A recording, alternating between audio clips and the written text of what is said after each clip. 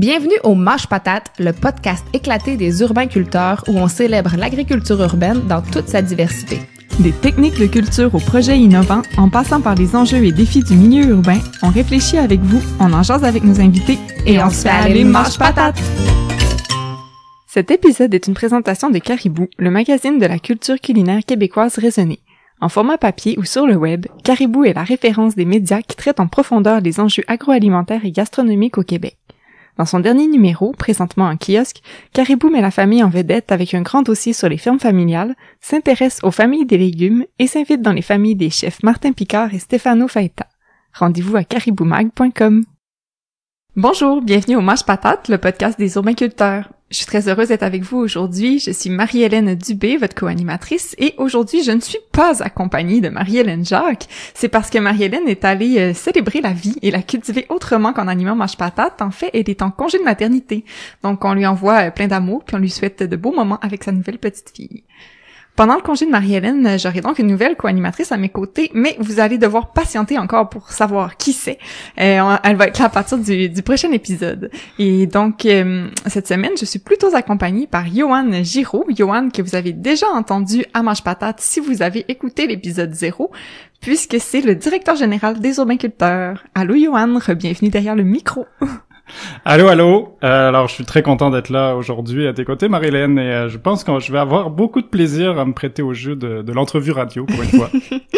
Puis, avant d'accueillir notre invité d'aujourd'hui, Yoann, est-ce que tu peux nous redire quelques mots sur les urbainculteurs? Les urbainculteurs, depuis 2009, c'est une entreprise d'économie sociale dynamique dont la mission est de promouvoir l'agriculture urbaine et le jardinage. Afin de rendre notre ville plus verte et plus nourricière, on collabore avec différents types d'organisations à concevoir, on anime différentes formes de jardins potagers et qui sont particulièrement adaptés au milieu urbain. Et cette année, on devrait être proche peut-être d'une 50aine de projets, donc ça s'en vient bien. Et comme nous rêvons que chaque citadin devienne un urbainculteur, nous faisons aussi des activités de sensibilisation. On offre des formations au Cégep Limoilou, on fait des conférences et on a un podcast, il paraît.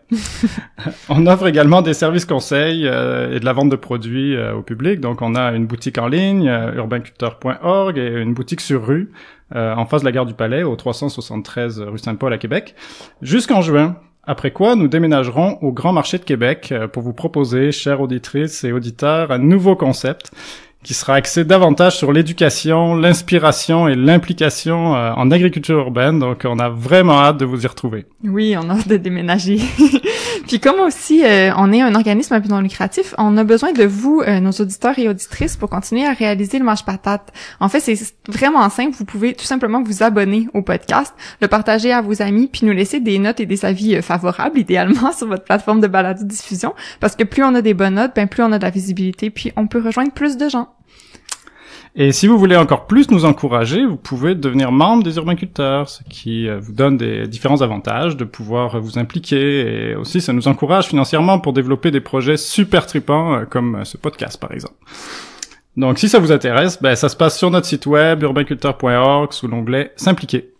Alors, on vous en remercie grandement. Et maintenant, Marie-Hélène, après ce petit préambule, c'est le temps d'accueillir notre invité. Oui, avec grand plaisir, parce que notre invité d'aujourd'hui est un excellent vulgarisateur, toujours pertinent et intéressant. Nutritionniste de formation, il vulgarise le monde de l'alimentation sur son blog de nutritionniste urbain depuis 2014, en tant que chroniqueur dans la presse, à Radio-Canada, pour le magazine Ricardo, et dans de nombreuses conférences, et bien sûr dans ses 2 excellents livres publiés aux éditions La Presse, Sauver la planète une bouchée à la fois et n'avalez pas tout ce qu'on vous dit.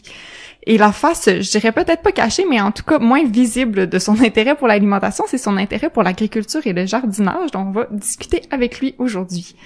Bernard Lavallée, le nutritionniste urbain, bienvenue au Mâche Patate. Merci beaucoup.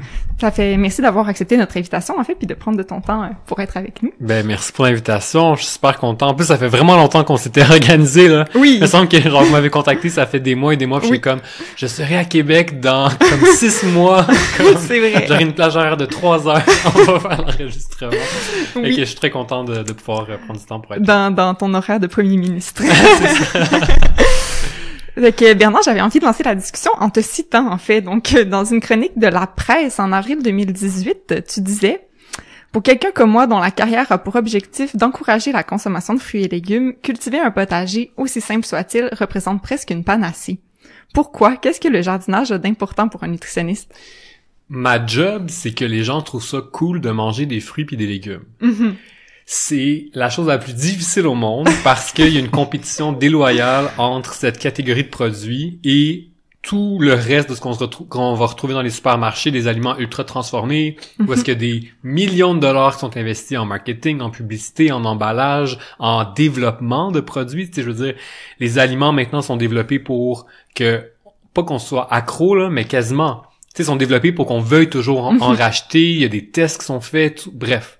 C'est une compétition déloyale envers les aliments frais, dont les fruits et les légumes. Donc, c'est super tough de rendre ça le fun. Puis pour moi, l'agriculture, que ce soit peu importe où on la pratique, ben ça permet de rendre ça intéressant parce que il y a le moyen de raconter des histoires avec les fruits et les légumes. Il y a le moyen de rendre ça ludique. Donc, on cultive soi-même. Puis, ça reconnecte les gens aussi à la production alimentaire, qui est quelque chose qu'on a perdu totalement dans les dernières décennies avec l'industrialisation, l'urbanisation.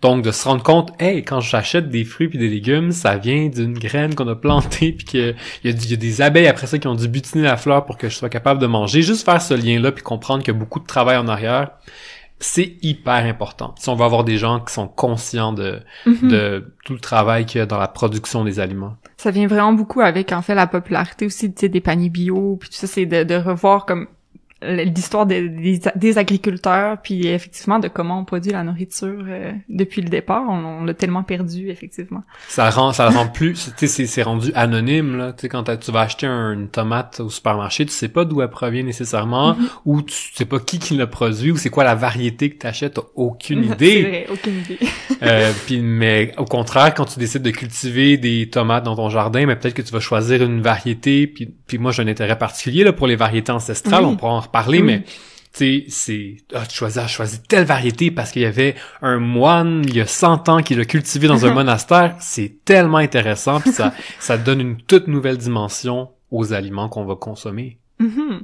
Puis en fait, le jardinage, ça s'intègre tellement dans, comme, je trouve, toutes sortes de tendances dernièrement, au sens où, tu sais, c'est aussi une manière de réduire beaucoup le gaspillage alimentaire, je pense, parce que quand on est sensibilisé plus justement à l'origine des aliments, on va moins gaspiller, non? Mais c'est surtout vraiment la question du travail qui est mis en arrière, je pense, qui est le plus important, parce que c'est tellement facile d'aller dans un supermarché, puis là, tu t'achètes un casseau de tomates pour 4 piastres, t'en jettes la moitié, tu le laisses pourrir, peu importe. Je m'en fous. Je vais pas mourir parce que j'ai jeté 2 $ de tomates. Mais, quand c'est la première fois de ta vie que tu décides de cultiver une tomate, puis que tu as travaillé pendant des mois et des mois pour arriver jusqu'à ta tomate, là, que ça a commencé, c'était encore l'hiver, dehors, il y avait de la neige, puis t'as commencé, puis à l'intérieur, c'était le printemps pour toi, puis t'as commencé à cultiver, puis tout. Puis quand ça fait des mois et des mois, ça va être la meilleure tomate que t'auras jamais mangée de ta vie. C'est Puis je pense que ça aide justement cette reconnexion-là, ça aide à réaliser tout le travail que les producteurs mettent dans les aliments qu'on va retrouver dans les supermarchés, parce que c'est exactement le même travail que nous on a mis pour notre tomate, que ça nous a pris genre 6 mois avant qu'on l'ait, puis que ce soit la meilleure tomate du monde. Ben c'est exactement le même travail qui a été mis par les producteurs. Donc peut-être que il y aurait moins de gaspillage alimentaire si les gens étaient plus conscients de tout ce travail-là qu'il y a en arrière. Ben certainement. En tout cas, on l'espère. Sinon, c'est triste. Oui, puis des ressources aussi, tu sais, c'est pas juste le travail, mais toutes les ressources qui sont mises en arrière, là, je veux dire. Combien de fois t'arroses ton jardin, là, tu t'en rends compte, ok, ça en prend de l'eau, là. Oui. Puis aussi, c'est sûr que les gens, quand ils cultivent beaucoup, par exemple, ils partent avec un plant de tomates, puis là, ils se retrouvent avec énormément de tomates à la même période, ça les encourage aussi à cuisiner, là, parce que là, ils se retrouvent avec de la nourriture qu'ils tiennent tellement, puis ils veulent pas l'acheter, là. Fait qu'il y a ça aussi, là. Ouais, puis de réapprendre à justement consommer en saison. Tu sais, ça aide, là, parce que tu te dis, bon, mais là, tu sais, j'ai justement, les tomates, c'est le pire, là. Ben, c'est le pire ou c'est le mieux, là, peu importe comment on veut le voir, dans quel sens on veut le voir, mais c'est clair, là, des tomates, tu sais, quand tu plantes genre juste 4-5 plants de tomates, tu vas en avoir déjà des tonnes et des tonnes, comme tu peux même pas t'attendre à la quantité que tu vas avoir. Donc oui, ça demande l'imagination, peut-être que tu vas apprendre peut-être même la mise en conserve, ou faire tes propres sauces, ou tu vas en donner à tes voisins, tu sais, puis vous devez le vivre aussi, vous aussi dans votre quotidien, comme job, tu sais, vous accompagnez des gens qui ont jamais cultivé de leur vie, vous devez le vivre aussi, j'imagine. Oui. Ben, clairement, oui. Ah oui, on a des gens qui partent avec 6 plants de tomates, puis ils sont 2 à la maison, puis ils pensaient que ça serait correct avec ça, puis ils se retrouvent complètement submergés, là. Mais là, ils se retrouvent des trucs, là. Ils les font sécher, par exemple. Ils font des tomates toutes sortes de formes, en fait, là. Puis, mais l'inverse, c'est vrai aussi, par exemple. Les gens qui pensent qu'avec un tout petit coin de jardin vont avoir énormément de légumes, là. Qui vont devenir autosuffisants. Oui, exactement, c'est ça. J'ai plus besoin des supermarchés. Ouais. Ah, il y a vraiment les deux. Non, mais je dis souvent, justement, en conférence, je parle un peu de l'agriculture pis tout ça, puis je montre des photos de mon jardin sur mon balcon à Montréal, tu sais. OK. Puis je suis capable de produire beaucoup sur un balcon. Puis tu sais, je pense que c'est impressionnant quand les gens ils voient ça, ils se disent "Oh mon dieu, t'es capable de cultiver tout ça." Mais je leur dis "Mais oubliez l'affaire de l'autosuffisance là, comme il y a personne qui va être autosuffisant avec un balcon à Montréal." Mais c'est vraiment le côté de tu peux découvrir des nouvelles variétés ou des nouveaux légumes ou fruits que tu pourrais juste jamais retrouver, tu découvres des nouvelles recettes, des nouvelles tu sais les avantages sont tellement multiples. Mais ce qui est intéressant aussi, c'est que tu disais, Johan, que quand tu te retrouves avec 50 000 tomates, puis que là, tu sais pas quoi faire, puis là, tu vas trouver des nouvelles recettes. Mais étonnamment, on n'avait pas tant d'études jusqu'à présent sur est-ce que les gens, quand ils cultivent des jardins, du moins dans le milieu de la nutrition, là, tu sais, bon, est-ce que les gens qui cultivent dans les jardins, est-ce qu'ils vont nécessairement tout consommer? Est-ce qu'ils vont manger plus de fruits puis de légumes? On n'a pas tant d'études, du moins à ma connaissance, pour le moment, de voir, oui, ça prouve que ça en mange plus. Moi, je le vois. Mais d'un point de vue scientifique, on n'en a pas de temps encore, fait que c'est quelque chose qui moi, m'intéresse beaucoup, tu sais, parce que j'ai vu tout de suite le lien entre mon métier, ma profession de nutritionniste puis l'agriculture. Pour moi, c'est un mariage parfait, mais en science, c'est pas un mariage parfait encore. Il y a pas tant de liens qui ont été faits, là. Ah, c'est comme ça. C'est un peu comme, en fait, ça va revenir, j'imagine, comme on commence à s'intéresser plus au cycle de vie global de la production, peu importe, là, que le matériel, des objets, tout ça. Fait que j'imagine que ça va venir aussi avec les aliments. Ben, ça commence beaucoup, là, mais on va commencer, peut-être la science va plus se pencher justement aussi sur le lien entre la provenance des aliments et la consommation, finalement.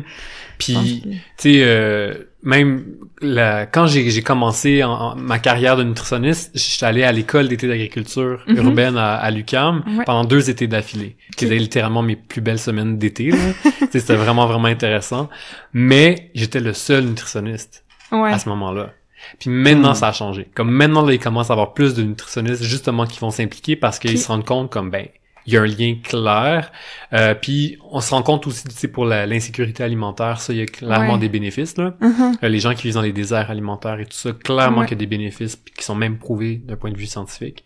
Fait que, enfin, comme la profession commence à se rendre compte comme, ok, faut pas juste penser à ce que les gens vont acheter, mais il y a d'autres facettes de l'alimentation qu'on peut étudier ou favoriser, essayer de développer par exemple des politiques qui sont plus favorables à avoir des jardins communautaires dans certains quartiers, puis défavoriser tout ça là, je pense que ça a beaucoup d'impact là de faire de la recherche sur ce sujet-là. Ben oui. Puis tu parlais un peu genre clairement t'es intéressé par le jardinage et tu à peine.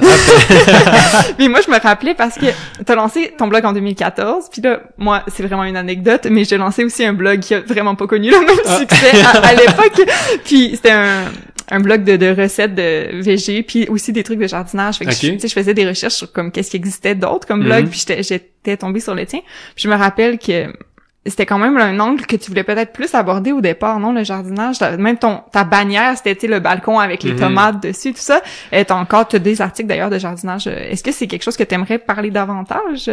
Ben, je te dirais que c'est le sujet qui vient chercher la corde sensible le plus pour moi. Que j'ai le plus un intérêt, puis comme je te l'ai dit, mon balcon, tu sais, je cultive depuis bien plus longtemps que je suis nutritionniste ou peu importe, là, tu sais, j'ai toujours eu un intérêt pour le jardinage, pour la nature, pour juste comme cultiver, je trippe vraiment, vraiment, vraiment, vraiment beaucoup. La cueillette sauvage aussi, si je me trompe pas. Oui, aussi, c'est ça, tous les liens, en fait, entre la nature, l'être humain, s'alimenter, comme tous les liens, là, ça me fait tripper. Là. Ça vient vraiment chercher une petite corde à quelque part. Puis donc la nutrition, c'est une de ces facettes-là du lien entre la nature et l'être humain, mais clairement que le jardinage c'en est une autre qui m'intéresse beaucoup. Donc oui, j'essaie quand même de garder toujours des projets qui vont lier l'agriculture urbaine, la nutrition ou l'alimentation. Tu sais, mon projet chouchou, je te dirais, dans la vie, c'est comme des livrets de semences ancestrales que j'ai fait avec Lynn Melmar, qui est une semencière artisanale. La semencière Terre Promise. Exactement, ouais. Ben ça, c'est comme mon projet coup de cœur de ma vie, tu sais, il y a aucun projet que j'ai fait jusqu'à présent, je pense, qui vient autant rejoindre toutes mes valeurs et dont je suis le plus fier, vraiment. Tu sais, c'est donc les livrets de semences, là, dans le fond, c'est des livrets thématiques. Donc, c'est toutes des variétés ancestrales. Donc, Lynn, elle cultive à l'île Bizarre à Montréal, donc juste des variétés ancestrales.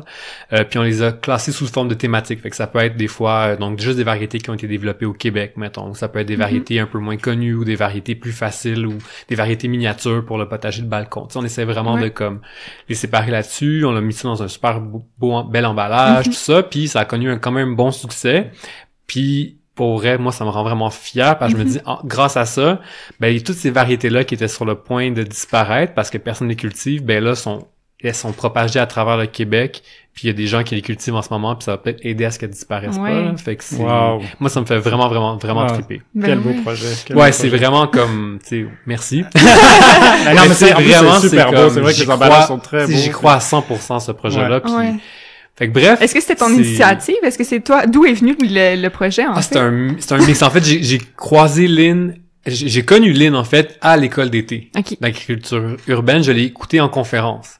J'ai fait, oh my god, elle est tellement intéressante. Si vous l'avez déjà rencontrée, vous la connaissez. Elle a même déjà participé à Mange Patate brièvement. Bon, ben, vous irez écouter l'épisode où est-ce qu'elle a participé parce que vraiment, c'est une passionnée. C'est juste l'entendre parler de semences puis d'histoire, c'est comme, oh mon Dieu. Et bref, moi, ça a comme allumé une cloche.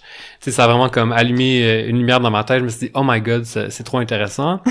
Puis, quelques années plus tard, le magazine Caribou, qui est un magazine sur la culture culinaire québécoise, faisait son premier numéro. Puis je leur avais dit, j'aimerais ça écrire un article. Puis j'ai décidé de faire un article sur les anciennes variétés de pommes de terre. Puis c'est comme, puis là, j'ai interviewé Lynn là-dedans, puis c'était comme le point de contact quelques années plus tard. J'avais écrit, je vous ai entendu en conférence, je trouvais ça vraiment intéressant. C'était comme le point de contact. Puis après ça, j'ai dit, ce serait vraiment cool qu'on fasse un projet ensemble. On a fait qu'on a fait une première production, on va dire V0, là, version 0 du projet. On avait juste une quantité très, très, très limitée de 1 livret. Ça a été sold out en 24 heures. Fait qu'on a fait, je pense qu'il y a un intérêt pour ça. Fait que là, on a développé plus de livrets. Maintenant, on est rendu à 7 thématiques différentes. Mais, fait que c'est vraiment comme ça qu'on a développé le projet. C'est cool. Excellent. Fait que j'imagine que c'est ça que tu cultives sur ton balcon, c'est ces variétés-là? En partie, mais j'aime ça justement en cultiver des nouvelles aussi. Parce que dans le fond, une fois qu'ils sont sortis sur le marché, on va dire, une fois qu'on a développé, ben moi, je les ai souvent déjà cultivés ou comme, donc je préfère aller encore des plus nouvelles pour voir lesquelles qui me font triper. As-tu des coups de cœur ou des découvertes intéressantes de variétés? Oh my god. Il y en a tellement, là. La tomate mémée tomate Savignac aussi, je l'aime beaucoup. Tu sais, souvent les histoires aussi, moi, me font triper. Fait que, tu sais, tomate Savignac, la tomate mémée de Beauce, c'est une super grosse tomate, là, comme vraiment énorme, que comme ton plant de tomate, il croule à terre, là, tellement elle est énorme, là. Fait que, ça me fait vraiment triper aussi. Il y avait aussi le concombre Tantalis, qui est comme une variété que là, on n'a pas dans nos livrets. C'est dans la version 0 du livret, là. Que je trouvais cool mais aussi. dis quoi, mais je suis pas sûre d'avoir déjà mangé ce concombre-là. Mais... Ouais, ben, honnêtement, là, en ce moment, j'ai un blanc de l'histoire, mais grosso modo, c'était évidemment une dame qui s'appelait Alice qui cultivait ce concombre-là. Puis c'est quelqu'un de puis elle est décédée, puis c'est quelqu'un de sa famille, genre une nièce, je pense, qui a comme retrouvé un sachet de semences, puis c'est comme ça qu'on a réussi à retrouver. Tu sais, c'est souvent ça, hein. Tu sais, c'est comme des histoires de personnes qui ont passé à quelqu'un d'autre, qui ont passé à quelqu'un d'autre, qui ont passé à quelqu'un d'autre. Puis grâce à ça, on est capable. Tout à fait. Un vieux sachet qui est retrouvé au fin fond d'un grenier, puis là, il y a quelques semences, puis on arrive à sauver la variété grâce à ça. Mais c'est fou, là. Puis c'est sûr que ça,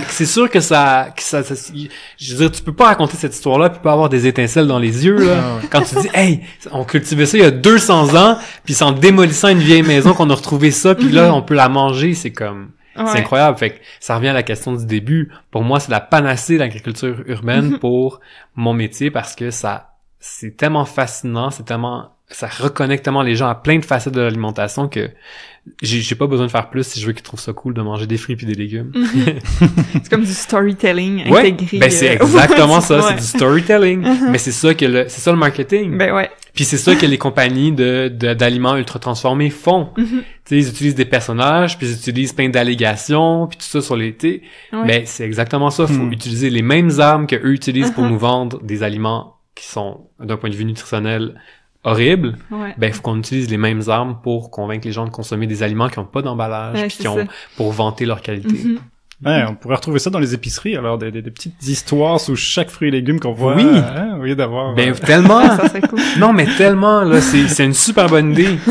Sincèrement, là. Avec la photo du producteur, il y en a qui font ça Ouais, ben, en Europe notamment. Mhm. Puis c'est aussi, tu sais, quand tu vas dans les restos aussi, c'est sûr que c'est souvent plus les restos haut de gamme, mais tu sais, c'est quasiment devenu la norme que tu y vas, puis tu sais qu'ils vont te dire l'agneau de tel producteur, puis tu sais, tu veux savoir d'où ça vient, tu veux connaître le producteur, c'est ça, c'est du storytelling, Ouais. mais ça fonctionne, puis Ben, ça aide ça à nous rend plus reconnecter. humain, tu sais, notre alimentation, c'est ça, ouais, on se sent plus relié Absolument. avec la communauté.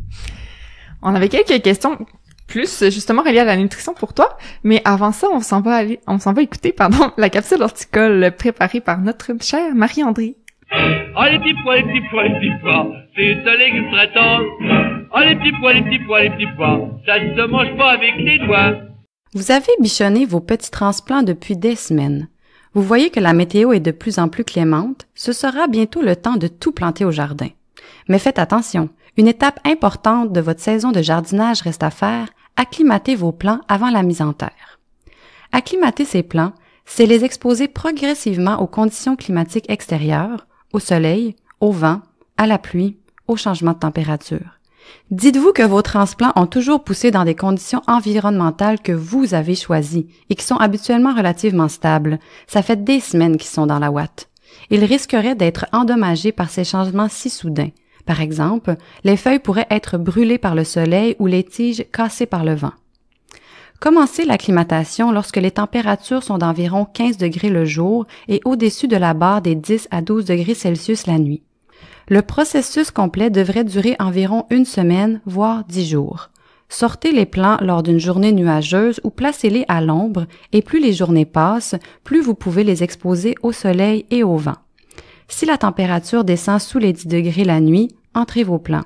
S'il y a des risques de gel ou des températures autour de 5 degrés pour une période prolongée, arrêtez complètement le processus et recommencez par temps plus clément. Ainsi, les transplants auront le temps de s'adapter. Au-delà de l'acclimatation, faites attention aux cultures qui sont sensibles au gel. Même bien acclimatées, certaines cultures ne survivront pas à un gel tardif. On retrouve les plantes de la famille des solanacées, c'est-à-dire tomates, poivrons et aubergines, les plantes de la famille des cucurbitacées, telles le concombre et les zucchinis, et finalement, la plus sensible de toutes, le basilic. Il y a une multitude de croyances entourant la date des derniers gels, la pleine lune, les données climatiques des dernières années, etc. Je vous conseille de vous fier aux prévisions météorologiques en vigueur et de rester prudent. Personne ne veut perdre en une nuit tous les semis d'une production. Si vous êtes du genre aventurier et que vous plantez votre jardin hâtivement, je vous conseille de vous équiper de couvertures flottantes ou d'agriles. Vous pourrez couvrir vos cultures et gagner quelques degrés si un risque de gel survient. Vous en retrouverez facilement en centre jardin. Alors, de retour à notre entrevue avec Bernard Lavallée. Bernard, je sais que t'aimes pas beaucoup parler nutriments, mais bon, t'en as glissé un petit mot tantôt, tu disais que les études scientifiques s'étaient pas encore beaucoup penchées sur comme la provenance des aliments, tout ça, mais est-ce qu'il y a des études quelconques qui montrent que, par exemple, la fraîcheur d'un fruit ou d'un légume a un impact sur notre santé? Plus ou moins. Dans le sens où n'importe quel aliment, dès le moment où tu vas le récolter, va commencer à perdre un petit peu de sa valeur nutritive. Mm-hmm. Donc, c'est sûr que des aliments qui ont voyagé sur des milliers de kilomètres, oui, pourraient avoir perdu un peu plus que la tomate que tu as cultivée dans ton jardin, par exemple. Mm-hmm. Mais les quantités, ça semble assez négligeable. Ça semble pas avoir un impact sur la santé globale parce que, dans notre contexte nord-américain où il y a personne qui a des carences là, en vitamines puis en minéraux, tout le monde en mange bien en masse. Donc, même si tu as perdu un petit peu de vitamine C, ça changera pas grand-chose. Okay. Là où on voit le plus d'impact, par contre, d'un point de vue, puis ça, je vous allais dire, ah ben oui, je le savais, mais d'un point de vue de la fraîcheur, c'est au niveau du goût. OK, donc tu sais, n'importe qui justement cultive soi-même, on sait très bien que c'est bien meilleur ce qu'on va avoir cultivé que des aliments qui ont voyagé beaucoup pour plein de raisons, mais ça peut être parce que les variétés qui sont choisies dans les supermarchés sont pas choisies pour le goût, sont choisies pour toffer sur 5000 km. Ouais. Donc, mais aussi parce qu'elles peuvent être cueillies avant la maturité, parce que ça a pris tellement de temps que c'est plus aussi frais qu'au départ. Mais donc ça, c'est un avantage d'un point de vue de la nutrition, parce qu'un aliment qui a meilleur goût, ben clairement que tu vas vouloir le manger. Ben oui. Puis ça m'arrive tellement souvent de manger des fruits puis des légumes pendant l'été, puis de me dire, si ça goûtait ça à l'année longue, les gens en mangeraient tellement plus. Tu sais, une vraie bonne pêche qui est vraiment mûre, une vraie bonne poire, ou n'importe, tu sais, des aliments frais, là, des fruits, c'est hyper bon. Puis c'est toutes des variétés qu'on a développées, je veux dire, sur des milliers d'années pour qu'elles goûtent bon aussi, là. Tu sais, veux pas, on les a cultivées, on les a développées pour ça, donc ça marche, là, tu sais, ça goûte vraiment bon. Mais comme on a accès à des trucs qui ont un goût vraiment dilué d'habitude dans les supermarchés, mais je pense que ça aide pas. Non, mais c'est ça, je pense que les gens qui aiment pas les légumes, là, de manière générale, là, c'est souvent parce qu'ils ont mangé juste ça, là, des légumes un peu défraîchis qui goûtent pas grand-chose, puis tu sais. Des variétés de supermarchés, puis tu sais, je veux pas tout mettre dans un même panier, là, il y en a des variétés qui sont meilleures, tu sais. Mais clairement que puis en passant, je dis que ça a meilleur goût, c'est pas juste mon opinion, là, il y a des études. Ah, d'accord. Ça, c'est ça, je me demandais dire si c'était psychologique. Ben, c'est ça, il y a des études, là, vraiment sur, tu fais des tests à l'aveugle, genre, aliments, plus, parce que j'ai vu des études, mettons, sur bio versus non bio, local versus non, bio, pas bio, ça semble pas avoir de différence, mais ce qui a vraiment la différence, c'est la fraîcheur. Okay. C'est vraiment le facteur qui a une différence significative sur le goût, puis que les gens sont capables de reconnaître comme, ah, ça c'est meilleur, ah ben oui, c'est celui qui est le plus frais. C'est intéressant. Ok. Puis le lien émotionnel aussi, moi je me disais, il doit y avoir quand même quelque chose là, tu sais, quand on cultive notre propre légume, là, puis qu'on le mange, il y a quelque chose qui se développe, qui doit avoir un lien avec la santé. Tu sais, je sais pas là. En tout cas. Non, mais c'est comme une intuition que c'est bon, mais je sais pas. Tu sais, ça reste des études là-dessus. Là. Le but, justement, tu sais, le but c'est que les gens ils mangent des fruits et des légumes. Peu importe la raison qui t'a mené à en manger davantage, si c'est parce que t'es vraiment fier de l'avoir cultivé, ou que tu trouves que ça goûte meilleur, ou que tu aurais développé une relation émotionnelle avec ton concombre, tant mieux. Je suis bien content. L'important, c'est qu'on en mange, puis n'importe quelle chose, n'importe quelle initiative qui va encourager la consommation de fruits et légumes, ben oui, on peut juste se dire que ça va avoir une influence positive sur la santé des gens. Là. Ben, puis d'ailleurs, tu parles du lien émotionnel, Yohan, mais je pense qu'il y a aussi l'aspect... pas activité physique, mais le côté relax là de jardiner, comme les bienfaits psychologiques en fait du jardinage comme activité comme telle. Vraiment. C'est quand même un aspect important pour la santé aussi là. Ben oui. Au-delà des aliments qu'on consomme, mais on fait des projets dans des milieux organisationnels, là, tu sais, quand on va mettons chez Desjardins, là, on fait un projet, puis là les gens sur l'heure du midi ils viennent cultiver en équipe là leur petit potager sur leur terrasse. C'est clair que c'est un moment de relaxation qui est important, je pense. Puis ils doivent triper là. Ben oui, tellement. C'est super là. C'est fédérateur aussi là pour les gens, tu sais. D'autant plus dans les projets qu'on fait dans des résidences de personnes âgées aussi là. Là, on le voit vraiment à quel point c'est comme thérapeutique là. Ah oui. Wow. Ouais, ce qui est beau de voir, c'est la fierté, puis c'est ça, la confiance que ça donne à ces gens-là. Tu sais, ils se sentent un peu inutiles, veulent pas, en fin de vie là. On les case là dans des endroits là où on les voit plus, puis en tout cas un potager qu'on a fait notamment là, à la résidence Cardinal Vachon, les gens ils reviennent au potager, ils cultivent et ils nous le disent là, c'est incroyable ce que ça peut nous apporter. On se sent comme des créateurs. Même qui nous a dit ça, ouais. Ah, c'est vraiment cool. Ouais. Puis est-ce que vous, mettons, vous allez comme aménager le potager puis après vous les laissez gérer à 100%? Comment ça fonctionne? Ça dépend vraiment des projets là. Il y en a que oui, dans ce cas-là de la résidence Cardinal Vachon, c'était un ancien jardin communautaire qu'on a comme requinqué puis qu'on a adapté pour que ce soit à des meilleures hauteurs pour les personnes âgées aussi, tout ça. Puis tu sais, c'était d'accompagnement hebdomadaire, je pense, c'était ça chaque semaine. Oui, au début, ouais. Maintenant ils sont rendus plus autonomes. Là, c'est ça, ça fait que ça dépend, il y a des projets qu'on y va comme à chaque semaine, il y en a que c'est vraiment laissé où on leur donne un peu de formation. C'est ça dépend des projets. Puis une autre chose en fait que je me demandais s'il y avait de la recherche ou pas là-dessus, c'est la pollution, parce que une question qui vient souvent quand on dit qu'on jardine en ville, on fait une réaction plutôt, c'est de dire comme arc, mais t'as pas peur que ça soit pollué. T'sais, est-ce que c'est prouvé, est-ce que c'est risqué de manger des aliments cultivés en ville?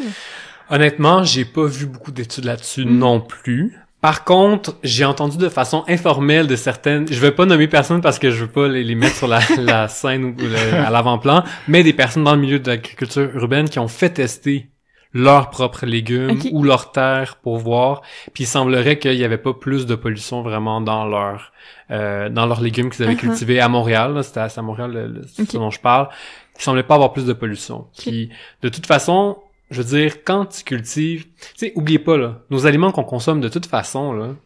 Okay, oubliez pas qu'il y a plein de produits qui ont été mis Ben, dessus. c'est ça, là. hein. La campagne, c'est pas pur et parfait. Et... On a une image de la pureté de la vie en campagne et de comment nos aliments sont cultivés de façon naturelle et tout ça, mais c'est pas ça la réalité. Fait qu'il faut pas oublier non plus que nos aliments, je dirais, ils contiennent plein de pesticides aussi. Puis je dis pas que c'est nécessairement... Parce que là, les données qu'on a par rapport aux pesticides, c'est qu'ils semblent pas avoir vraiment d'impact sur la santé à petite dose, là, comme nous, comme consommateurs. Mais par contre, les gens qui vivent en campagne ou les agriculteurs, eux, oui, ils ont des problèmes de santé liés aux pesticides. C'est ça.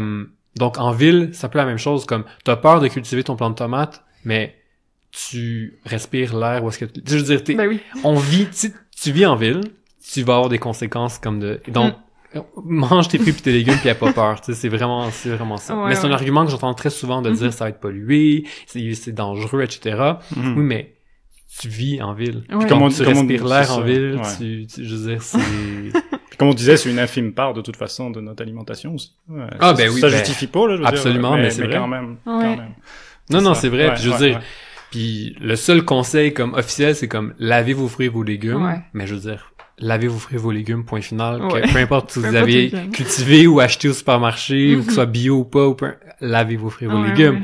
Fait que, tu sais, pour moi, c'est vraiment pas une crainte C'est bon. particulière. Je te posais la question, c'est ça, parce qu'on s'en fait souvent demander. J'avais déjà fait un peu de recherche de mon côté, puis effectivement, il y a pas beaucoup de recherches, mais j'avais quand même trouvé que, par exemple, ce qui est cultivé sur des toits, comme à au moins 3 étages et plus, dans le fond, plus sont hauts, les potagers, sont moins pollués. Okay. Puis c'est drôle parce que c'est souvent ceux-là qu'on a tendance à avoir des remarques des gens, comme quand ils sont sur un toit, on dirait qu'on pense au smog, là, je sais pas, puis on se dit, que ça doit être pollué, mais non, ils sont vraiment plus loin de la pollution que c'est un jardin communautaire comme en plein sol, maintenant. Mais c'est ça, ça reste infime, là, finalement. Puis, puis vous, est-ce que vous faites, par curiosité, est-ce que vous faites tester, mettons, quand vous démarrez un nouveau projet, on va dire, est-ce que vous devez tester le sol ou des trucs comme ça? Le sol, quand c'est en plein sol, en général, on le fait tester, ouais. Vous allez regarder si, mettons, il y a des contaminants, des choses comme ça, Ouais, ben c'est surtout, faut savoir d'abord l'historique du site, là, un peu comme qu'est-ce qu'il y a eu avant. Là, je vais plus te laisser répondre, moi, tu le sais plus que moi. Ben oui, c'est ça, effectivement. On regarde l'historique, on regarde les risques potentiels que le site soit contaminé, là. S'il y a un soupçon, moindrement, on peut faire des analyses, plus poussées, là, au niveau de la contamination du sol, ouais. OK. Puis, mais on cultive souvent hors sol, en fait, en ville. C'est sûr, quand on a du sol, on est content, hein, parce que c'est ça qu'on privilégie, mais souvent, c'est du hors sol. Ouais. Donc, il y a beaucoup de terrains contaminés, là. La majorité des terrains vagues en ville, c'est pas mal ça, hein. Ouais, malheureusement, ouais. Ouais. Puis, en conclusion, en fait, Bernard, en 2017, je replonge dans ton passé. Oui. Mais tu parlais de l'agriculture urbaine, justement, comme d'une tendance forte à ce moment-là dans le monde de l'alimentation. Tu parlais aussi, justement, comme autre tendance, il y avait, le zéro déchet, l'alimentation locale, puis la consommation d'insectes aussi. J'ai l'impression que c'est un peu toutes des thématiques qui sont à quelque part liées entre elles. Est-ce que derrière tout ça, ça serait un peu comme notre conscience environnementale qui se mêlerait un petit peu plus de nos choix alimentaires? 100%. Quand j'ai écrit mon premier livre, Sauver la planète, j'ai écrit en 2014, il est sorti en 2015. On commençait à en parler, mais pas tant. Puis moi-même dans mon domaine, la nutrition, on en parlait 0. Et en à peine 4 ans, là, on a fait des bons incroyable, là, je veux dire, dans toutes les sphères de la consommation, l'impact environnemental, c'est devenu comme une priorité, là. Je veux dire, c'est incroyable, là. Fait que, oui, c'est vraiment, on voit qu'il y a eu un changement de valeur qui va se poursuivre d'après moi, là, mais je le vois tellement, là, c'est fou. Ouais, donc oui, je pense vraiment qu'il y a un intérêt. Donc toutes les initiatives, puis c'est un peu la même chose, tu sais, en ce moment, oui, il y a le zéro déchet, mais tu sais, je pense la décroissance, puis le minimalisme, puis le Marie Kondo.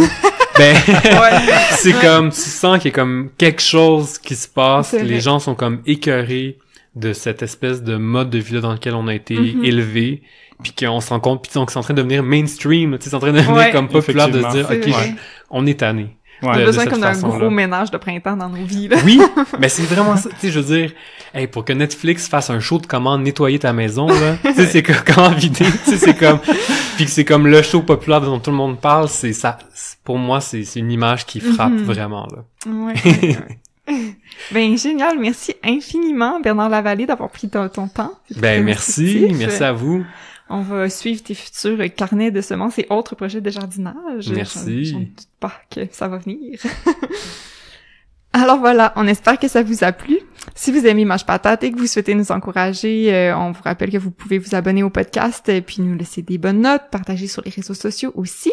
Puis on a une petite annonce à faire aussi, donc si vous écoutez cet épisode dans les jours qui suivent sa parution, là, donc à la fin mai 2019, hein, sinon bonjour aux auditeurs du futur, mais c'est très bientôt la vente des végétaux qu'on organise les urbainculteurs à chaque année.